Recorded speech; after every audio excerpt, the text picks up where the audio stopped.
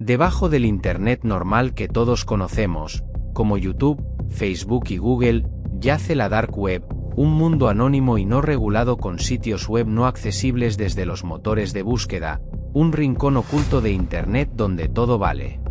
Durante un tiempo, el sitio más grande en la Dark Web fue Silk Road, un mercado negro en línea para todo tipo de bienes y servicios ilegales, que iban desde partes del cuerpo hasta armas y sicarios, y lo más común de todo, drogas. De hecho, Silk Road fue apodado el Amazon de las drogas porque simplemente podías ir a los sitios de Silk Road, comprar cualquier sustancia que quisieras con solo unos clics y tenerla enviada a tu puerta como un paquete de Amazon. Pero lo que tal vez sea más sorprendente de todo esto es quién estaba detrás de este imperio ilegal. Conoce a Ross Ulbricht, nuestro sorprendente protagonista de la historia. Ross creció en una familia amorosa en Texas, fue un Boy Scout de niño, estudió física en la universidad y fue considerado como una persona muy amable por todos sus amigos y familiares. Entonces, imagina su sorpresa cuando se dieron cuenta de que Ross era el cerebro criminal detrás del mayor imperio de drogas en línea de la historia, responsable de más de $1.200 millones en ventas de bienes y servicios ilegales. No solo eso, sino que este joven dulce que supuestamente pagaba sicarios para matar a sus enemigos, o lo hacía. Hasta el día de hoy, hay un debate sobre si Ross es culpable o no. Por lo tanto, en este vídeo vamos a sumergirnos en el oscuro mundo de la Dark Web y explorar la verdadera historia detrás del infame mercado de Silk Road. También vamos a ver cómo el gobierno realmente logró rastrear a Ross a pesar de que Ross estaba usando el navegador Tor, que lo hacía completamente anónimo. ¿Cómo encuentras a alguien que no puede ser rastreado? Esta es una historia real llena de misterios, giros y hasta un par de agentes gubernamentales corruptos. Bienvenidos a la fascinante historia del imperio de Silk Road. ¿Cómo comenzó el imperio de Silk Road? Capítulo 1. Ross Ulbricht quería cambiar el mundo, pero hasta ahora su vida había sido una serie de casi logros. Intentó varios negocios pero nunca llegó a ninguna parte con ellos, y estaba empezando a sentir que su vida pasaba frente a él. Sin embargo, había una idea de negocio a la que Ross seguía volviendo, un mercado en línea donde la gente pudiera comprar o vender cualquier cosa imaginable, sin límites ni restricciones.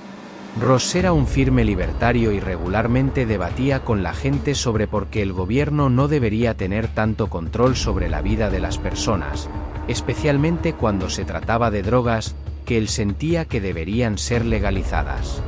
Decía que no era derecho del gobierno decirle a la gente qué pueden o no pueden poner en sus cuerpos, y cada vez que alguien intentaba argumentar sobre preocupaciones de seguridad, Ross decía: deberíamos prohibir también las hamburguesas Big Mac de McDonald's porque hacen que la gente engorde y tenga ataques cardíacos y muera. ¿O qué pasa con los autos, que matan a millones cada año?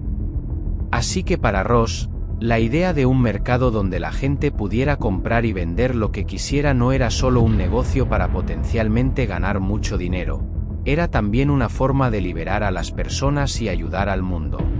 Después de una investigación, Ross descubrió que había un navegador web llamado Tor que permitía acceder a la Dark Web, donde no podía ser rastreado ni identificado.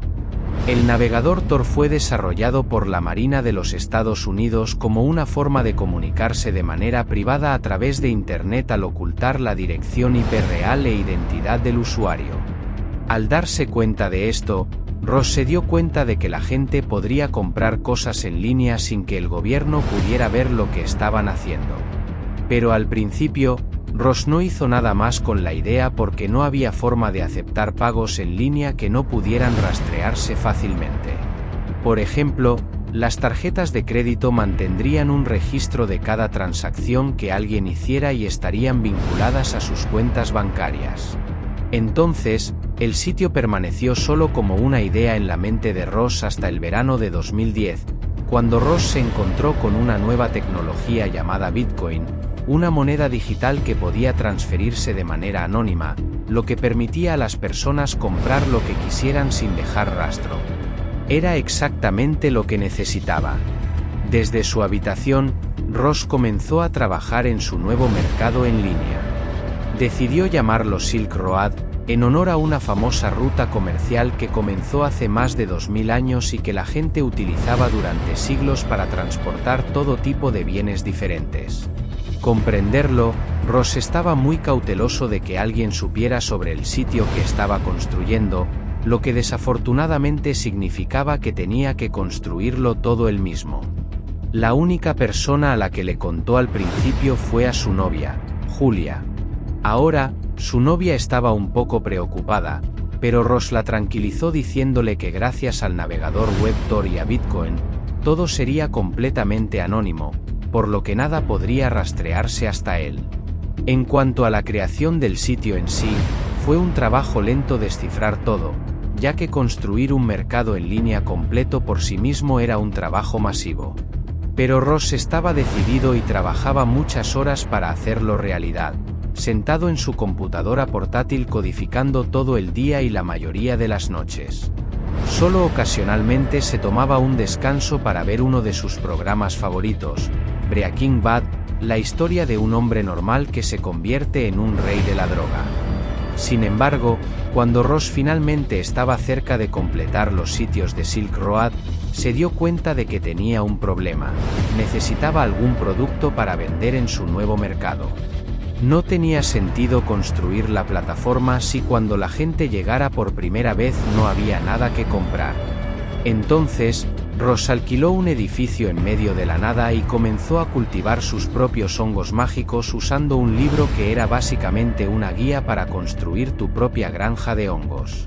Este sería el primer producto que se vendería en el mercado de Silk Road. Para principios de 2011, después de un año de trabajo en los sitios, estaba listo para lanzarlo al mundo.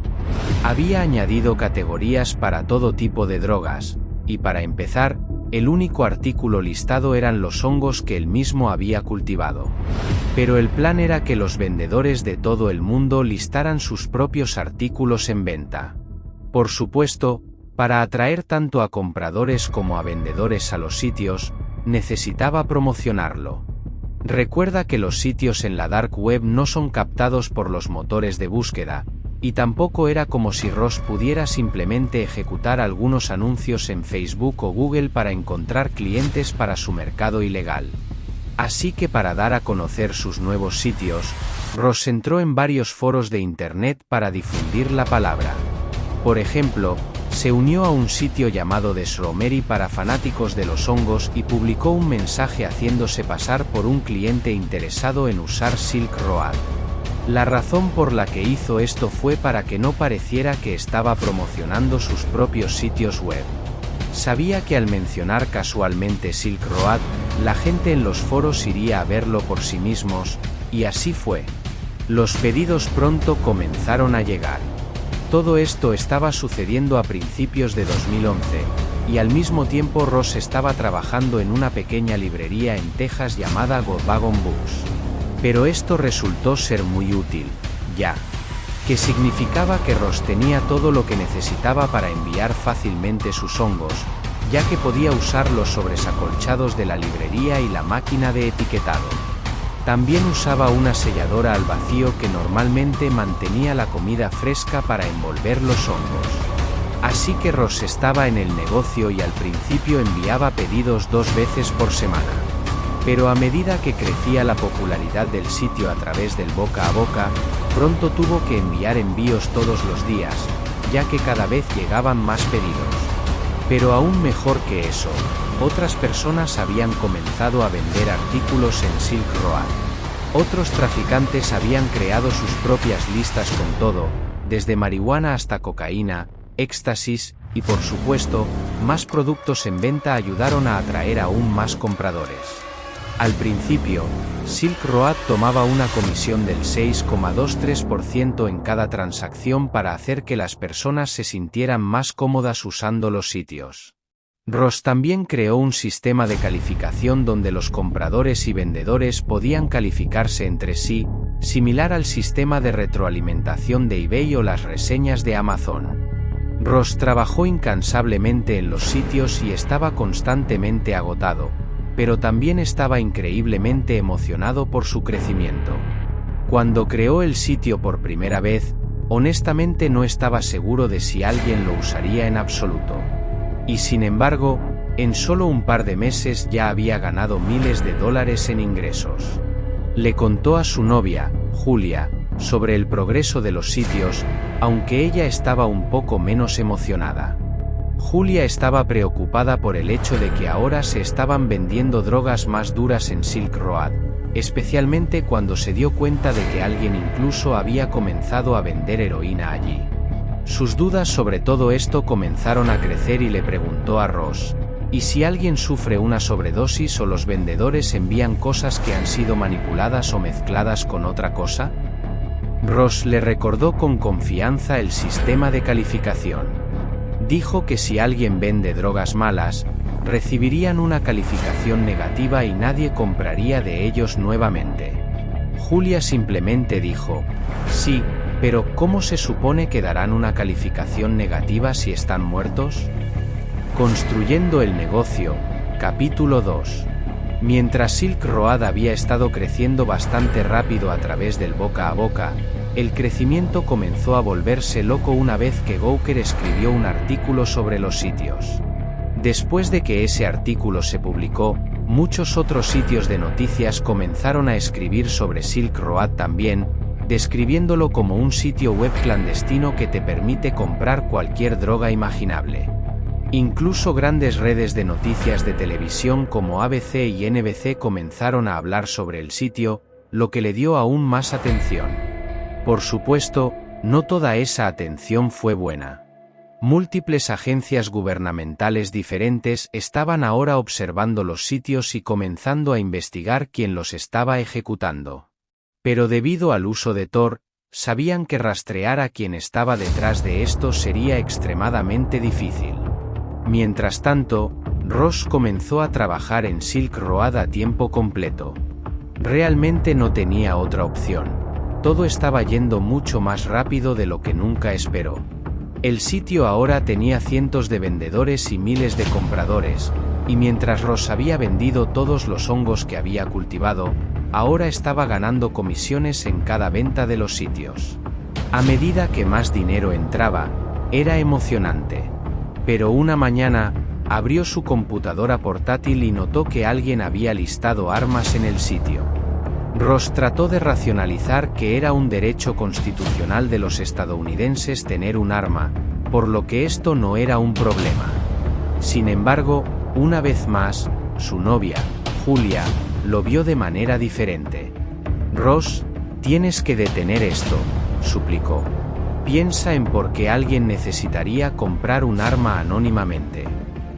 Ross y Julia discutieron sobre esto y Julia se fue a la casa de su amiga Erika para desahogarse. Julia se había vuelto cada vez más paranoica sobre todo lo que Ross estaba haciendo, así que confió en su amiga Erika sobre Ross dirigiendo Silk Road. Le hizo prometer a Erika que nunca le diría una palabra a nadie, y por un tiempo pareció que había mantenido esa promesa. Sin embargo, una mañana, Ross inició sesión en Facebook y vio una publicación pública en su muro de su mejor amiga, Erika, diciendo: «Estoy segura de que a las autoridades les gustaría saber sobre los sitios de drogas de Ross Ulbricht». Inmediatamente, el pánico llenó su cuerpo y se derrumbó en lágrimas. Una ola de emociones lo abrumó. En primer lugar, estaba enojado de que Julia le hubiera contado a alguien más que él estaba dirigiendo los sitios. En segundo lugar, se sintió desconsolado de que ella hubiera traicionado su confianza de esa manera. Pero principalmente, la emoción más fuerte que sintió fue el miedo. Eliminó de inmediato la publicación de Erika de su muro de Facebook y la llamó llorando, suplicándole que nunca volviera a mencionárselo a nadie.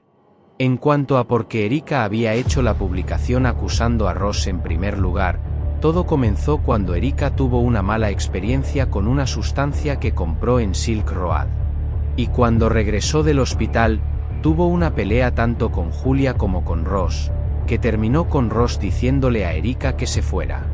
Erika, en un estado de intoxicación, luego publicó en Facebook como venganza: Afortunadamente para Ross, vio la publicación lo suficientemente rápido como para que se eliminara antes de que casi nadie la viera, y solo sus amigos de Facebook habrían podido verla, quienes probablemente habrían asumido que era solo una broma.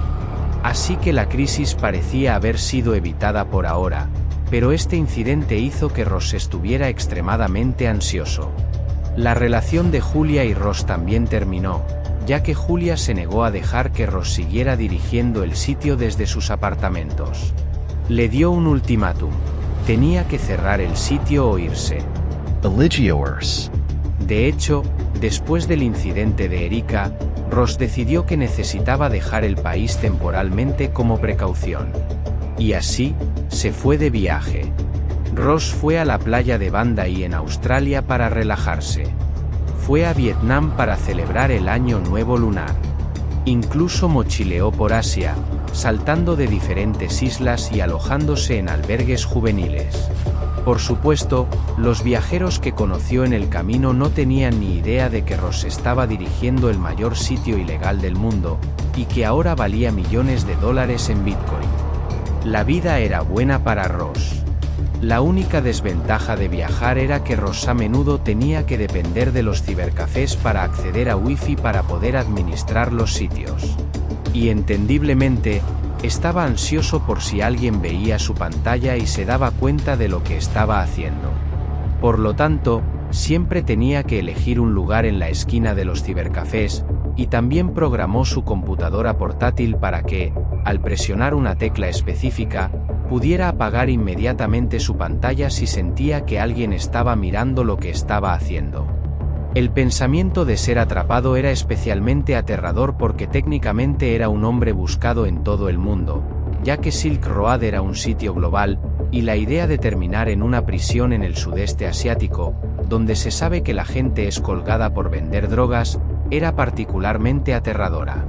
El rápido crecimiento del sitio también presentó otros problemas. Resulta que Ross intentar construir un mercado completo por sí mismo había significado que el código estaba lleno de errores. Un error de codificación particularmente malo significaba que brevemente, cuando alguien compraba algo en Silk Road, Ross perdía dinero en la transacción en lugar de ganar dinero. Ross no tuvo más remedio que bloquear temporalmente las nuevas inscripciones en Silk Road mientras intentaba desesperadamente solucionar el problema. Ross ahora estaba trabajando día y noche en el sitio, tratando de manejar todos estos nuevos problemas que seguían apareciendo, como ataques de piratas informáticos que exigían rescates en Bitcoin, quejas de clientes y paquetes que habían sido confiscados en el correo. A medida que se corrió la voz sobre el sitio, Ross se dio cuenta de que, al igual que cualquier otra empresa en crecimiento, necesitaba empleados para ayudarlo. Así que comenzó a reclutar internamente, contratando a usuarios activos de Silk Road para que lo ayudaran a administrar todo. Pronto tenía 10 empleados, algunos reescribiendo su código defectuoso, otros moderando los foros de Silk Road y otros tratando problemas y disputas de soporte. Aunque técnicamente Ross estaba pagando a estos empleados, la mayoría de ellos lo veían como más que un trabajo porque todos tenían opiniones políticas similares y juntos sentían que estaban construyendo algo grande aquí y que Silk Road iba a cambiar el mundo. Mientras tanto, muchas otras categorías de productos también comenzaron a aparecer en los sitios. Por ejemplo, algunos vendedores comenzaron a ofrecer software espía y herramientas para hackear las cámaras web de las personas. También se podían comprar pasaportes y identificaciones falsas, o incluso dinero falsificado que se veía igual que el real. Y en un caso, alguien incluso había listado un lanzacohetes a la venta, y otro intentaba vender cianuro, un veneno bien conocido. Entonces, un día, Ross se despertó con un mensaje de uno de sus moderadores diciendo: ¿deberíamos permitir que la gente venda riñones? Resulta que un usuario en Silk Road quería vender varios órganos humanos. El vendedor agregó que todos se habían adquirido de manera consensuada. Ross obviamente estaba un poco preocupado. Esto no era exactamente lo que había imaginado cuando comenzó los sitios.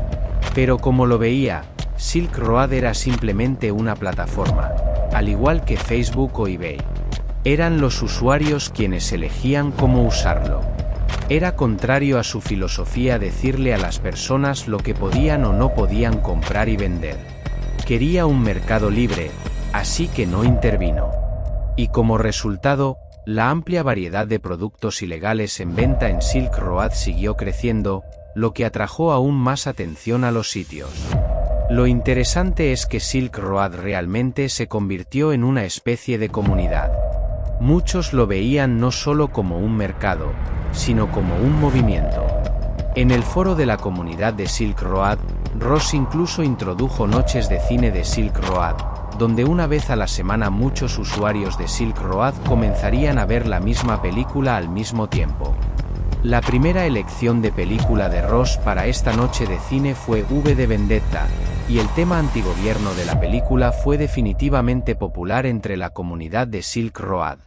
Silk Road también comenzó a realizar algunas competiciones para ayudar a ganar nuevos usuarios, donde la gente podía ganar varias sustancias ilegales. Sin embargo, hubo un incidente en el que el ganador de la competición terminó desapareciendo justo después de ganar, y Ross estaba un poco preocupado.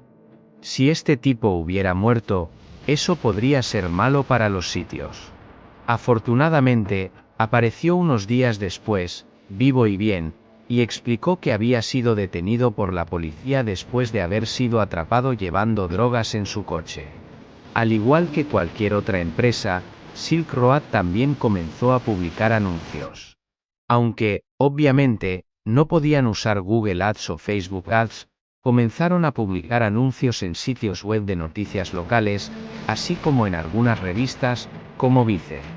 Un anuncio incluso decía, Silk Road, la alternativa segura y pacífica a la prohibición de drogas. Y estos anuncios fueron extremadamente efectivos. La publicidad en revistas y sitios web generó toneladas de nuevos usuarios para los sitios. Las cosas estaban yendo muy bien para Ross.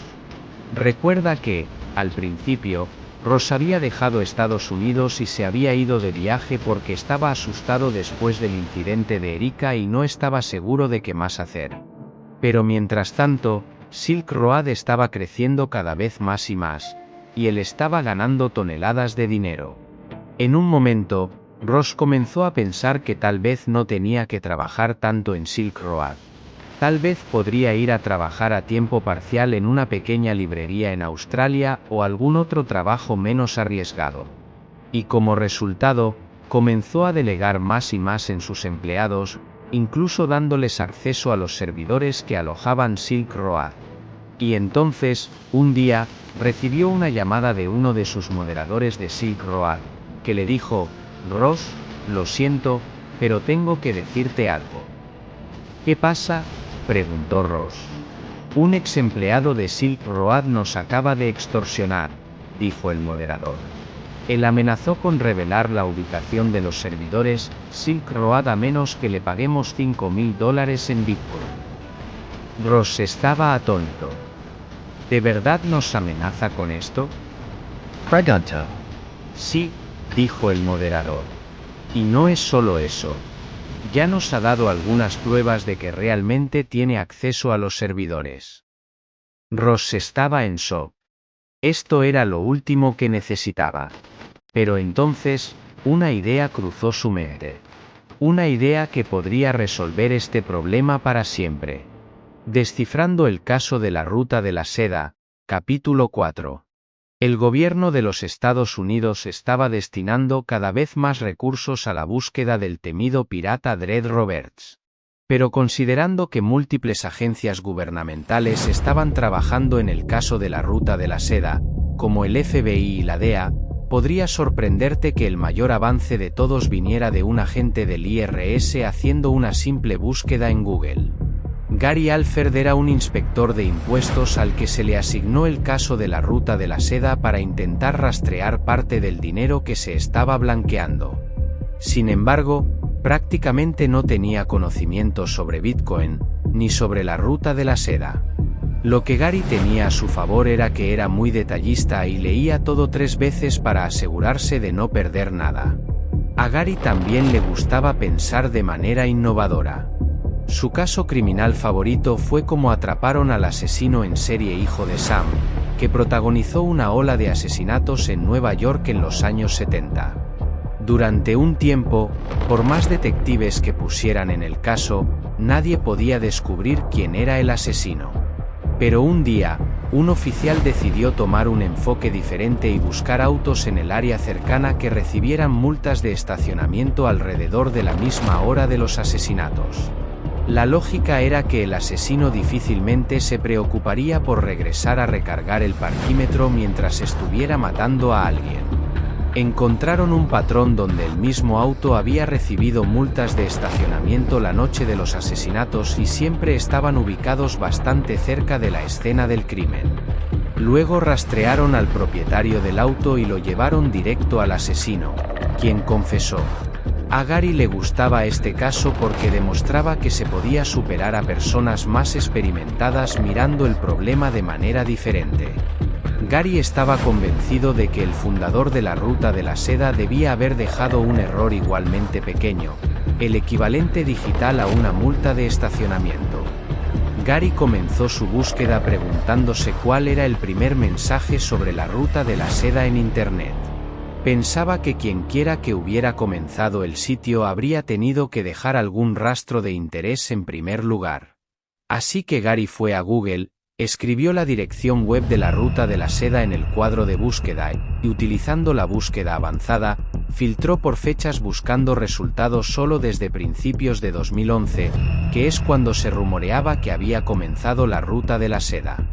Solo aparecieron algunos resultados de búsqueda y uno de ellos era un mensaje de un usuario llamado Altoid en un foro llamado The Shromery. El mensaje sonaba más como el de un usuario que no como el del creador del sitio, pero era el primer registro en línea de alguien mencionando la Ruta de la Seda. Entonces, Gary buscó otros mensajes de un usuario llamado Altoid de alrededor de la misma fecha y se topó con un mensaje en otro foro llamado Bitcoin Talk, donde alguien con el mismo nombre de usuario había escrito: ¿alguien ha visto la Ruta de la Seda? Es como un Amazon.com anónimo. A Gary le pareció interesante que las primeras menciones de la Ruta de la Seda en línea vinieran del mismo nombre de usuario, y esta persona había estado promocionando la Ruta de la Seda en múltiples foros diferentes justo en el momento en que la Ruta de la Seda se lanzó. Gary examinó el historial de mensajes de Altoid en el foro y unos meses después de que comenzara la Ruta de la Seda, Altoid había hecho otro mensaje diciendo: se necesita programador para un inicio de Bitcoin. Era un anuncio de trabajo para un proyecto relacionado con Bitcoin, pero dentro del mensaje decía: si está interesado, envíe sus respuestas a las siguientes preguntas a rosulbricht@gmail.com. Cuando Gary les contó a sus colegas sobre estos hallazgos, los ignoraron. Decían que solo porque este usuario fue el primero en publicar públicamente sobre la Ruta de la Seda no significaba que fuera el creador. Lo cual era cierto, ciertamente necesitaban más pruebas para probar algo. Pero cuanto más investigaba Gary el carácter de Ross Ulbricht, más convencido estaba de que este era el tipo detrás de la Ruta de la Seda. Primero, buscando el nombre Ross Ulbricht, Gary encontró el canal de YouTube de Ross que contenía vídeos sobre libertarianismo, junto con un vídeo guardado sobre cómo salirse con la suya robando.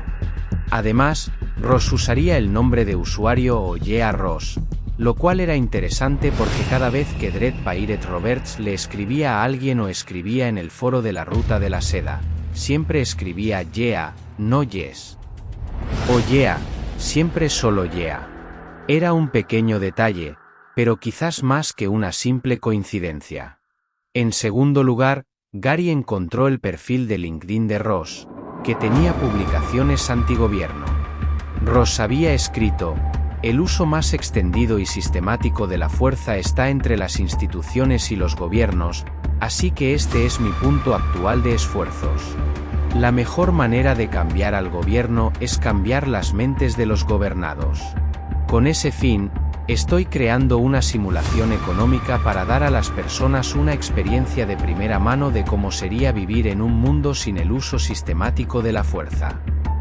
En tercer lugar, encontraron una pregunta de codificación relacionada con Tor publicada en Stack Overflow que había sido publicada por un usuario llamado Ross Ulbricht, pero dentro de un minuto de publicarla, cambió su nombre de usuario a Frasty. Claramente se dio cuenta de que había cometido un error al usar su nombre real y por eso lo cambió de inmediato. Gary no podía quitarse la sensación de que este era el tipo que estaban buscando, así que le pidió a un colega que trabajaba para el Departamento de Seguridad Nacional que hiciera una búsqueda del nombre de Ross Ulbricht. Y encontraron un incidente reciente en el archivo de Ross donde había ordenado identificaciones falsas en línea que habían sido interceptadas. Cuando Ross fue interrogado por un oficial al respecto, hizo un comentario sobre cómo hipotéticamente cualquiera podría ir a un sitio web llamado Ruta de la Seda y comprarlas. ¿Por qué? Ross dijo eso, es elucubración de cualquiera. Tal vez estaba tratando de decir que comprar identificaciones falsas no era tan grave en estos días, o tal vez se volvió demasiado confiado de que la Ruta de la Seda nunca podría rastrearse hasta él. Pero de cualquier manera, Gary sintió que todo esto era sospechoso. Por supuesto, todos estos detalles aún no eran evidencia concluyente de que Ross Ulbricht fuera el creador y propietario de la Ruta de la Seda. Pero aquí está la cuestión, otros detalles importantes sobre el caso no se habían compartido con Gary. Para ser honesto, nadie esperaba que este agente del IRS resolviera el caso en el que otras agencias habían estado trabajando durante más de 2 años, así que no se molestaron en informarle sobre los desarrollos recientes. Mientras Gary estaba haciendo esta investigación, el FBI logró obtener la dirección IP del servidor donde estaba alojada la Ruta de la Seda. Usando esa dirección IP, lograron descubrir que el servidor estaba alojado en un centro de datos en Islandia.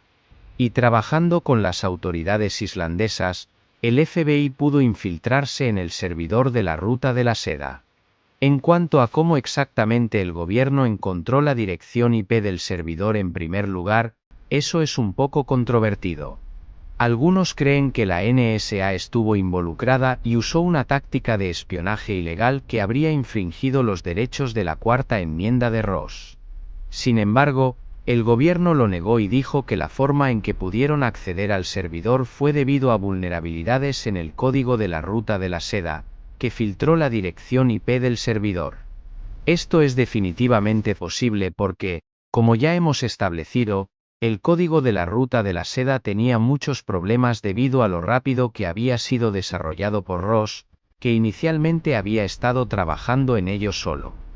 De cualquier manera, ahora que el FBI había rastreado el servidor de la Ruta de la Seda en Islandia, podían acceder a una gran cantidad de datos cruciales.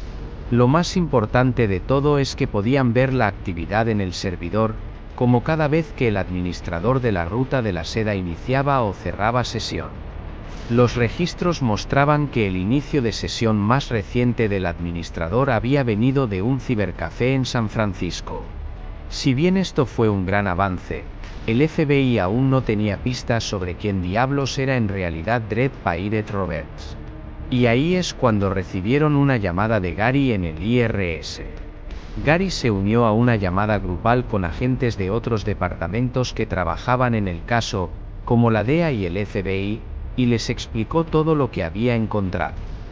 Gary explicó que esta persona con el nombre de usuario Altoid había sido la primera en mencionar la Ruta de la Seda en línea, y había hecho múltiples publicaciones sobre la Ruta de la Seda en diferentes foros, casi como si estuviera promocionando el sitio cuando recién comenzó.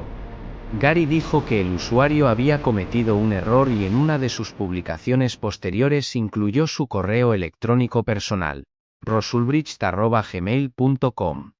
Luego, Gary explicó cómo en Stack Overflow, un usuario había publicado una pregunta de codificación relacionada con Tor bajo el nombre de Ross Ulbricht, pero luego, un minuto después, cambió el nombre al seudónimo Frasty. En ese mismo momento, uno de los otros agentes en la llamada interrumpió a Gary y dijo: «Espera, ¿Acabas de decir Frosty? Gary estaba un poco frustrado. Aún tenía más por explicar. Sí, dije Frosty, pero ¿por qué te estás enfocando en esa parte?, preguntó Gary. El agente respondió: cuando obtuvimos el servidor de Islandia, descubrimos que tanto el servidor como la computadora que pertenecía a DPR habían recibido el mismo nombre, Frosty. Hubo un breve silencio en la llamada. Los puntos se estaban empezando a conectar. Luego, Gary agregó que había rastreado donde vivía Ross actualmente debido al incidente con las identificaciones falsas en su historial. Sin embargo, cuando Gary compartió la dirección actual de Ross con el FBI, no podían creerlo. Ross estaba viviendo en San Francisco, a solo un par de cuadras del cibercafé donde rastrearon la dirección IP del administrador de la Ruta de la Seda. Este era claramente su hombre. La verdad ahora estaba clara para todos en la llamada: los agentes del FBI, los agentes de la DEA y Gary del IRS. Ross Ulbricht era Dredd Pirate Roberts.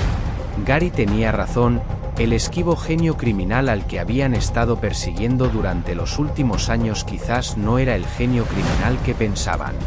Había cometido varios errores importantes que expusieron su verdadera identidad. Su caída fue simplemente debido a un error humano. Este era un tipo en sus 20 años que nunca esperó que la Ruta de la Seda se convirtiera en lo que fue y, por lo tanto, no había tenido suficiente cuidado para cubrir sus huellas. O como diría Gary, esto era el equivalente digital de las multas de estacionamiento, un detalle menor que se pasó por alto.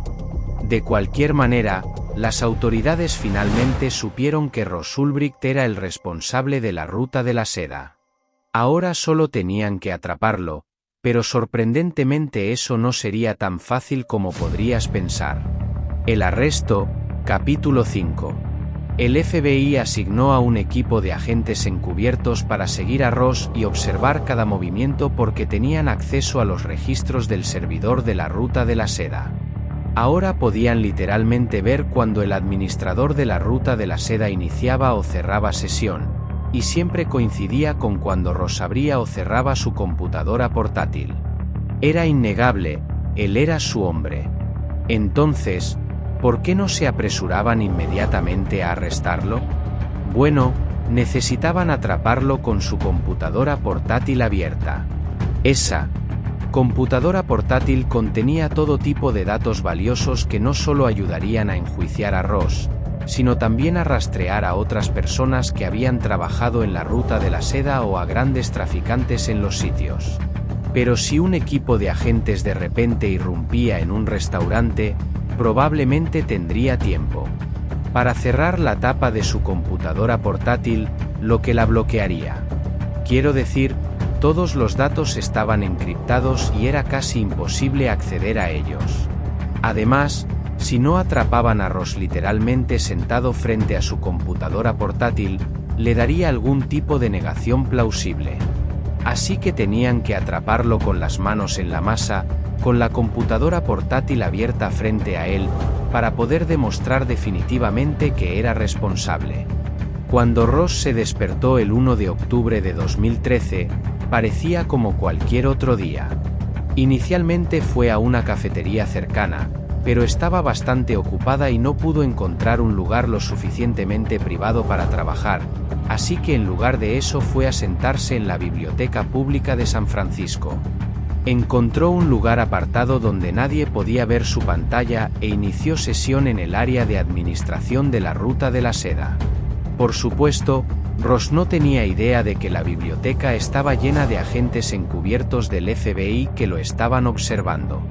Pero recuerda, un movimiento en falso por parte de las autoridades y Ross podría entrar en pánico y cerrar la computadora portátil que estaba encriptando todos los datos. No podían dejar que él supiera que estaban sobre él o todo se habría acabado. Así que dos agentes encubiertos crearon una distracción justo detrás de Ross, haciéndose pasar por una pareja que discutía. Uno de ellos maldijo en voz alta en la tranquila biblioteca, lo que hizo que Ross se diera vuelta para ver qué estaba pasando. En ese mismo momento, Ross se dio vuelta, Otro agente que estaba posicionado justo al lado de él se acercó y agarró la computadora portátil de la mesa frente a Ross. Ross intentó alcanzarla, pero era demasiado tarde. Otro agente se acercó por detrás y lo esposó, poniéndolo bajo arresto. Todo estaba perfectamente sincronizado, así que Ross no tuvo oportunidad de reaccionar. Ross había sido atrapado iniciando sesión en la sección de administración de la ruta de la seda, y en la esquina de la computadora estaba el nombre Frasty. Y no solo eso, en su computadora desbloqueada había un diario completo sobre cómo dirigir la ruta de la seda, junto con miles de mensajes de chat que envió mientras dirigía los sitios, todo lo cual podría usarse como evidencia para condenarlo y verificar esta historia. Periódicos y estaciones de televisión de todo el mundo cubrieron la historia. El Boy Scout había estado dirigiendo secretamente un sitio web que traficaba aproximadamente $1.2 mil millones en drogas, armas, venenos y otros bienes ilegales. Su familia estaba segura de que había sido enmarcado o de que había habido un error. Esto no podía ser posible, ¿verdad? Agentes corruptos y sicarios, capítulo 6.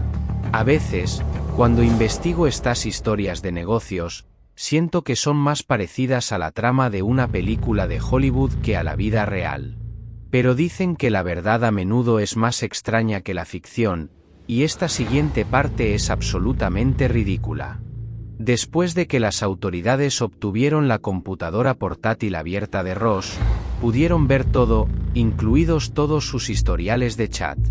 Pero esto llevó al FBI a darse cuenta de que había un agente gubernamental que había estado trabajando en el caso de la ruta de la seda que había estado enviando mensajes privados a Ross y aceptando pagos secretos de él a cambio de información sobre el caso.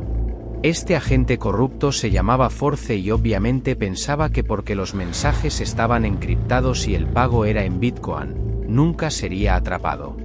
Pero ahora el gobierno tenía los historiales de chat de Ross y registros de las transacciones de Bitcoin.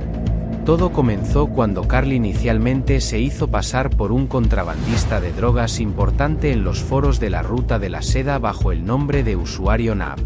Comenzó a enviar mensajes a Ross, o como lo conocía en ese entonces, Dread Pirate Roberts, y comenzó a construir una relación con él.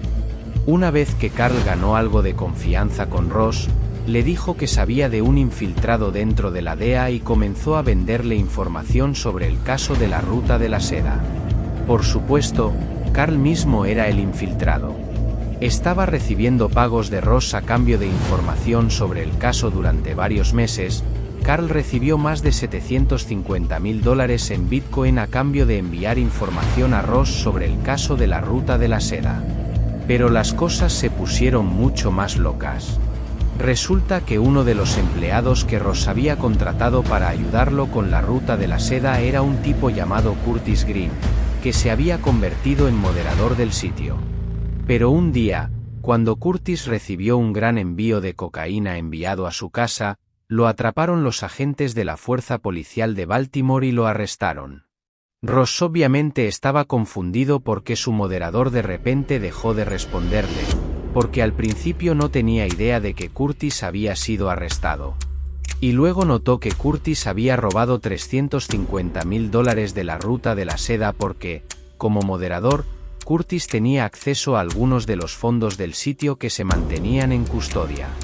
Ahora, Ross obviamente asumió que Curtis lo había traicionado, que había robado dinero del sitio y luego había desaparecido. Pero en otro giro, no fue Curtis quien robó el dinero del sitio, fue otro agente corrupto en la fuerza policial de Baltimore llamado Sean Bridges. Después de arrestar a Curtis Green, Sean inició sesión en la cuenta de la ruta de la seda de Curtis que tenía privilegios de moderador y comenzó a transferir algunos de los bitcoins de la ruta de la seda a sus propias cuentas personales.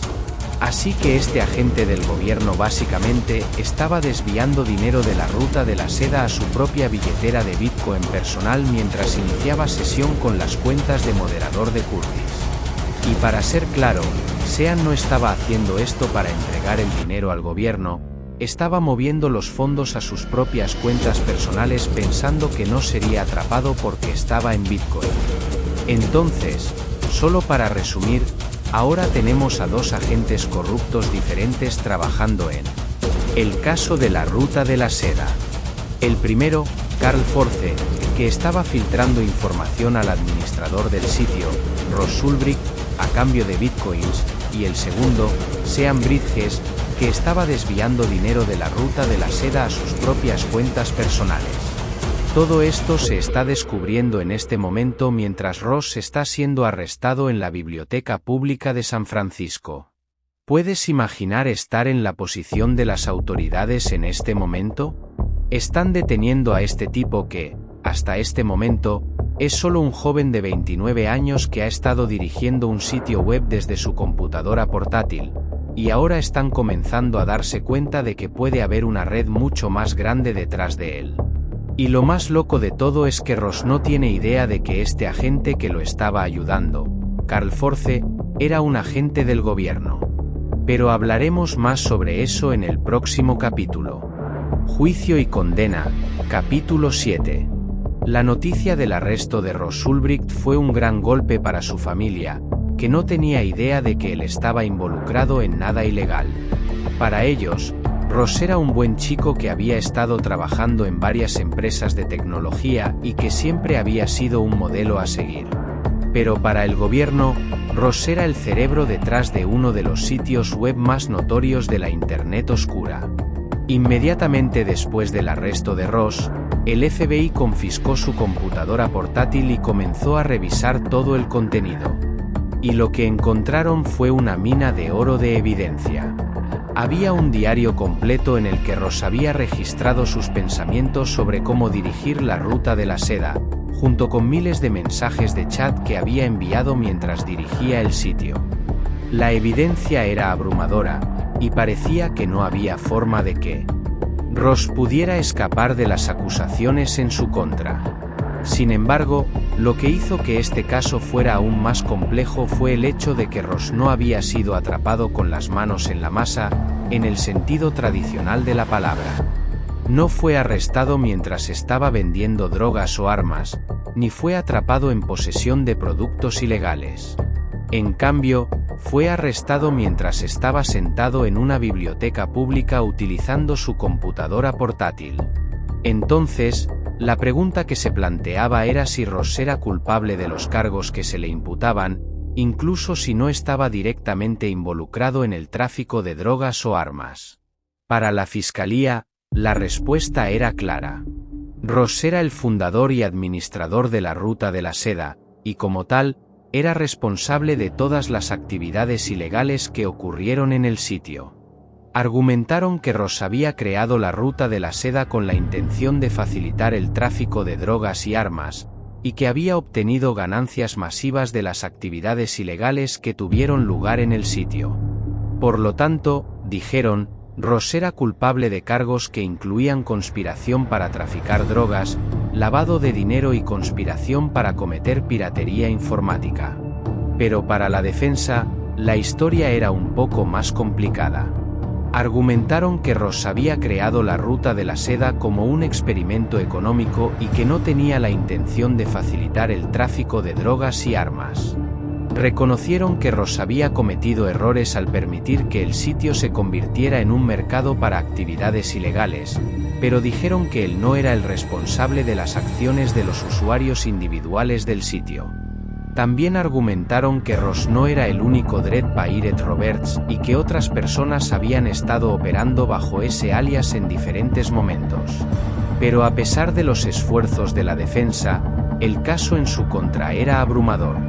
Y en febrero de 2015, Ross Ulbricht fue declarado culpable de todos los cargos en su contra. Fue condenado a cadena perpetua sin posibilidad de libertad condicional. La noticia de la condena de Ross fue un gran golpe para su familia y amigos, quienes habían esperado que fuera absuelto de los cargos en su contra. Pero para las autoridades, fue una victoria significativa en su lucha contra el crimen en línea. La condena de Ross envió un mensaje claro a aquellos que buscaban aprovecharse de la Internet oscura para cometer actos ilegales. No habría impunidad para aquellos que participaran en actividades delictivas en línea. Convenció a Ross de que era la decisión correcta hacer que mataran a Curtis porque necesitaba enviar un mensaje de que no podía ser cruzado. De lo contrario, otros empleados de Silk Road podrían pensar en traicionar a Ross en el futuro. Ross tenía que enviar un mensaje. Finalmente, Ross estuvo de acuerdo y preguntó si alguien podía matar a Curtis. Una de las personas que vio esa solicitud fue Carl Force, el otro agente corrupto que era parte del mismo equipo que acababa de arrestar a Curtis, viendo una oportunidad para ganar aún más dinero para sí mismo. Carl respondió usando su nombre de usuario NAB y dijo que conocía a algunos profesionales que podrían hacer el trabajo. Dijo que necesitaban 40.000 por adelantado y 40.000 después de que se completara la ejecución. Entonces, Ross envió la primera mitad de los pagos. Luego, Carl obtuvo a Curtis, a quien tenía bajo arresto, y escenificó su muerte. Tomaron una foto de lo que parecía el cuerpo muerto de Curtis, excepto que Curtis no estaba muerto. Era solo una foto montada, pero Ross no lo sabía. Supuso que el golpe se había llevado a cabo con él.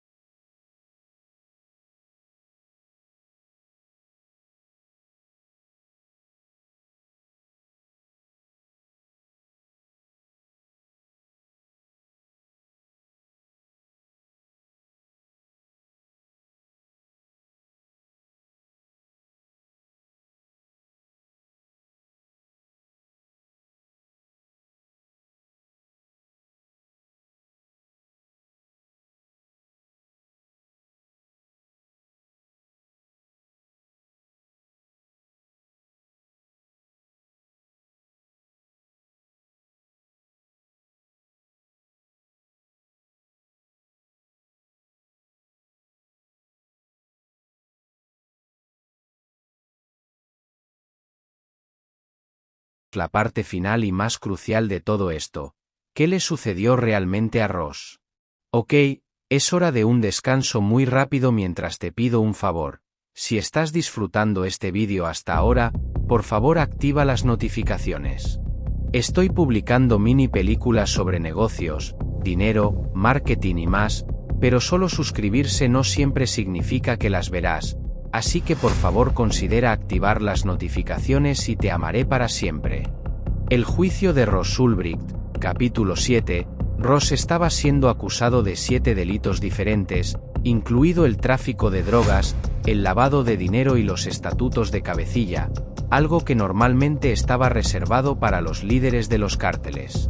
Sin embargo, aunque Ross había sido atrapado con las manos en el portátil mientras estaba conectado como administrador en Silk Road, todavía se declaró inocente. Sus abogados admitieron que Ross había iniciado Silk Road, pero afirmaron que lo había hecho como un experimento social, no como un negocio para ganar dinero. Luego dijeron que poco después de que Ross comenzara el sitio, las cosas comenzaron a salirse un poco de control, y por lo tanto, Ross había decidido vender el sitio a otra persona que usaba el nombre de Dread Pirate Roberts. Afirmaron que después de eso, Ross no tuvo más participación en el sitio y que simplemente lo estaban usando como chivo expiatorio por el verdadero DPR. Argumentaron que los registros de chat y el diario en la computadora de Ross habían sido plantados allí para tratar de culparlo a él. Sin embargo, desafortunadamente para Ross, la evidencia en su contra era abrumadora. Literalmente lo habían atrapado conectado a la página de administración de Silk Road en su portátil mientras estaba en la biblioteca. No solo eso, los registros de chat en su computadora datan de varios años y mostraban todo lo que había dicho, incluida la conversación con Variety Jones, donde inventaron el nombre de Dread Pirate Roberts como coartada si alguna vez lo atrapaban. Los mensajes también mostraban a DPR diciendo que estaba comprando identificaciones falsas porque necesitaba expandir la base de servicios de Silk Road, y estos mensajes fueron enviados justo al mismo tiempo que las identificaciones falsas de Ross fueron interceptadas. En cuanto a la idea de que Ross vendió los sitios, no había absolutamente ningún registro ni indicación de eso.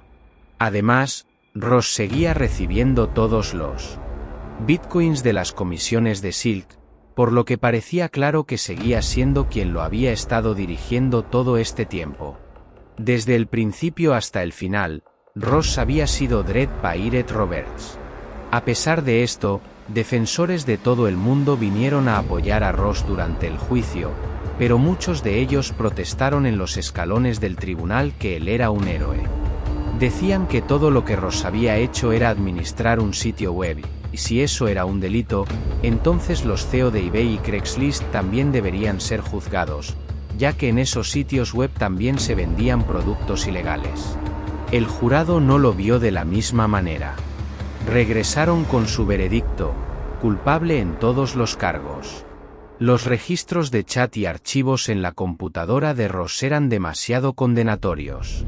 Si solo hubiera cerrado la tapa del portátil dentro de la biblioteca, probablemente no habrían podido probar tanto.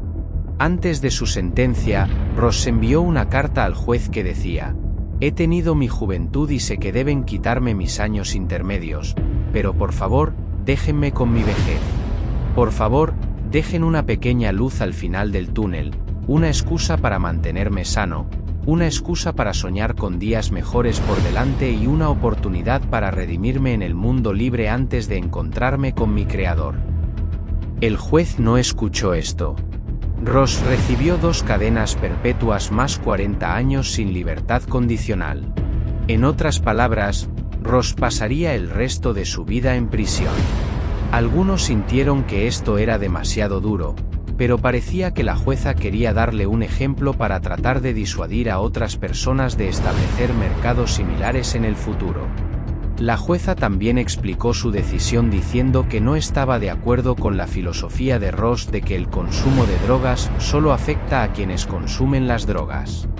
Dijo que hay muchas otras personas que resultan heridas debido a las sustancias peligrosas vendidas en Silk Road. La gente muere y pierde a sus seres queridos, las familias se desgarran, se crean adictos, y en muchos casos, se excluye su capacidad para cuidar a sus hijos y una generación puede crecer abandonada y huérfana. En otras palabras, Silk Road causó un daño irreparable a muchas personas.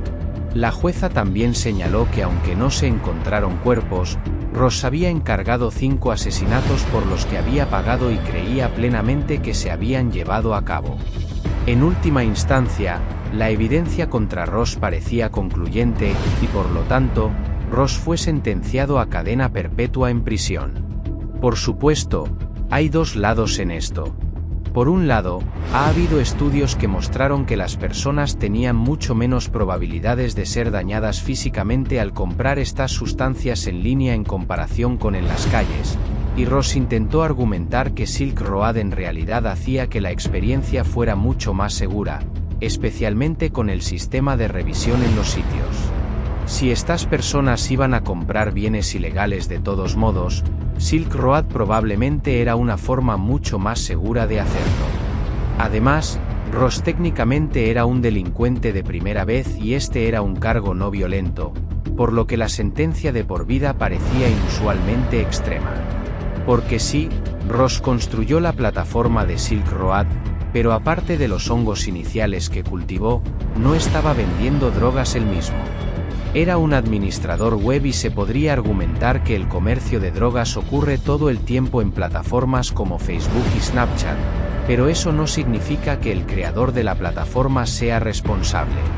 Por otro lado, claramente hay una gran diferencia entre Silk Road y esos otros sitios. Esos otros sitios no permiten ventas ilegales, mientras que Silk Road las alentaba activamente y las hacía posibles. Además, en 2015, un estudio de los Centros para el Control y la Prevención de Enfermedades dijo que por primera vez en la historia reciente, más personas habían muerto por sobredosis relacionadas con opioides en Estados Unidos que por muertes con armas de fuego. Encontraron que una de las principales razones del aumento de muertes se debía a la facilidad con la que las personas ahora podían acceder a estas sustancias. El aumento en el abuso de sustancias coincidió con el crecimiento en la popularidad de Silk Road. En otras palabras, las personas obtuvieron acceso a artículos que probablemente no habrían podido acceder sin Silk Road, y en varios casos, eso llevó a la muerte de personas. Silk Road facilitó que personas de todas las edades accedieran a sustancias inseguras y bienes ilegales, y Ross lo permitió. De hecho, él personalmente aprobó la venta de innumerables artículos extremadamente peligrosos. Sin embargo, independientemente de en qué lado del debate te encuentres, debes reconocer que no es totalmente blanco y negro. Lo que parece claro es que Ross fue el creador y operador de Silk Road y que desde el 6 de febrero de 2011 hasta el 23 de julio de 2013, se estima que ocurrieron más de 1,2 millones de transacciones únicas en el sitio y se generaron 9.519.664 bitcoins en ventas. De eso, 614.305 bitcoins fueron tomados por Silk Road como comisión. Parte de ese dinero fue reinvertido en el crecimiento del sitio, el personal y el mantenimiento, y parte de él fue tomado por Ross mismo. Cuando Ross fue capturado en 2013, ese dinero valía cientos de millones de dólares. Hasta hoy, valdría decenas de miles de millones de dólares. Es irónico que Ross fuera un gran fanático del programa Breaking Bad, ya que claramente hay paralelos con su propia historia. Un tipo aparentemente totalmente normal que desciende a convertirse en un rey de la droga, volviéndose gradualmente más extremo en el camino, como ordenar un golpe para que alguien sea asesinado. Y, de manera similar, ambos comenzaron con un objetivo más noble. Para Walt, era pagar sus facturas médicas. Para nosotros, era darles libertad a las personas. Pero ambos parecen terminar gustándoles demasiado el poder y la riqueza que obtuvieron, y se dejaron llevar y llevaron las cosas demasiado lejos hasta que finalmente todo les alcanzó.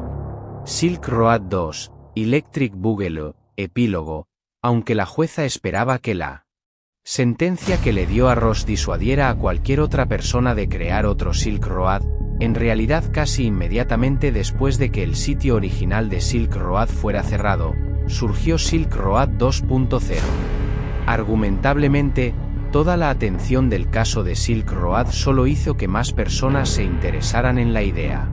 Sin embargo, las secuelas rara vez son mejores que el original, y de hecho, las múltiples secuelas de Silk Road no han alcanzado la misma notoriedad que los sitios originales de Ross. Silk Road 2 duró exactamente un año antes de que los agentes federales encontraran el servidor que alojaba Silk Road 2 en un país extranjero y se dieran cuenta de que el servidor estaba registrado en la dirección de correo electrónico blackevental.net. Resulta que un tipo llamado Blackevental, que supuestamente estaba operando el sitio, había usado su propia cuenta de correo electrónico personal con su nombre completo para configurar el servidor para Silk Road 2. Entonces, al igual que el uso de ROS de su dirección de correo electrónico personal llevó al FBI a él, lo mismo ocurrió con Blake. Todavía no estoy seguro de por qué usarías tu verdadera dirección de correo electrónico personal para eso. De todos modos, una vez más hubo cierta controversia en torno a cómo las autoridades pudieron localizar este servidor en primer lugar. Algunos piensan que los gobiernos usaron una técnica de espionaje potencialmente ilegal y otros piensan que la red Tor en sí misma puede estar comprometida. Hay todo tipo de teorías, pero nada de eso ha detenido la aparición de innumerables otros mercados negros similares en los últimos años. Generalmente, cuando uno se cierra, otro tiende a abrir, aunque muchas veces resulta que todo el sitio era una estafa desde el principio o incluso una trampa tendida por el gobierno para atrapar a los traficantes. Curiosamente, muchos de los que crean estas copias de Silk Road o mercados ilegales similares lo hacen bajo el nombre de Dread Pirate Roberts. Entonces, de alguna manera, la visión de Ross de un mercado libre que continuaría y se transmitiría de persona a persona si se hizo realidad. Aunque, dado que Ross enfrenta el resto de su vida en prisión, dudo que eso sea un consuelo ahora. Esperamos que hayan disfrutado de este recorrido por la historia de Silk Road. No olviden compartir sus pensamientos y los comentarios si les gustó el vídeo. Denle un me gusta y suscríbanse para más contenido como este. Gracias y hasta la próxima.